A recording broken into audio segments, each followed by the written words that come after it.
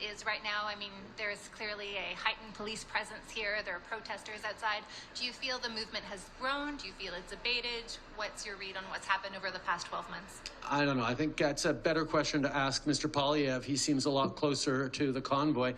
My approach is very much on making sure that we're delivering good jobs and good opportunities for Canadians.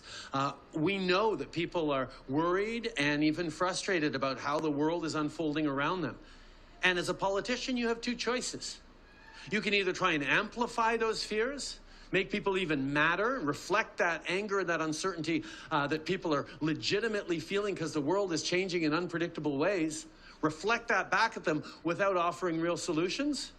Or you can choose to buckle down and deliver on the kinds of things that are going to make people feel confident in their own future, in their kids' future, in their community's future, in their jobs. These are the kinds of choices you have to make as a leader. Quite frankly, when Mr. Poilievre's best solution to inflation is to buy cryptocurrency, that's not responsible leadership. If people had bought crypto when he told them that was the best way to opt out of inflation, they would have lost half of their life savings. That's not a solution. What we're talking about here, rolling up our sleeves, doing the hard work, investing in good jobs on assembly lines like this one that are building the products that not just Canadians want, but the world wants. Doing it with cleaner energy, doing it in an environmentally responsible way, and putting workers and communities at the center of what they do. Listen, there are always going to be politicians out there who try to, exploit legitimate anger and concerns that people have. But that's not the way to get something built. Crossing your arms and saying Canada is broken.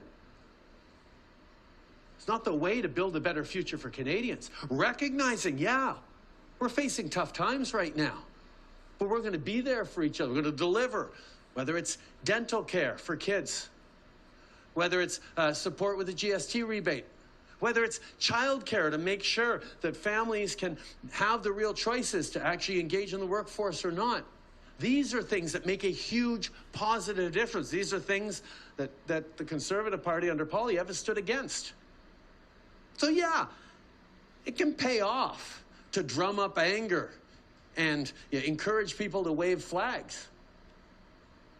But if you actually want to deliver a better future for Canadians, you want to reassure them that there is a bright future for them and their communities and their families, you got to roll up your sleeves and do the work, and that's what people here know. That's what I'm here to do. About a year ago, you called some of the protesters who came to Parliament Hill conspiracy theorists and people with tinfoil hats. I know you meant the protesters, but a lot of people feel like you call them people with tinfoil hats. Do you regret those words now? My responsibility as a Prime Minister is stand up for people's safety, people's well-being in this country. That's what I did during the pandemic. I took some tough decisions to make sure that people were able to stay safe. They were able to hang on to their jobs. They were able to make sure we're not overwhelming our healthcare systems and protecting those frontline heroes by getting vaccinated. And at the same time as 80% of Canadians were stepping up to do the right thing, not just for themselves, but for their neighbors. There were people out there trying to scare people into putting their own lives at risk and their communities at risk. My job to keep Canadians safe involves following the science, following the best expertise of our public health officials, of our doctors. And I won't apologize for doing that. We kept Canadians safe through that pandemic. Canadians kept each other safe during the pandemic in spite of those who are mistakenly telling everyone and deliberately telling everyone that getting a vaccine was worse than getting COVID.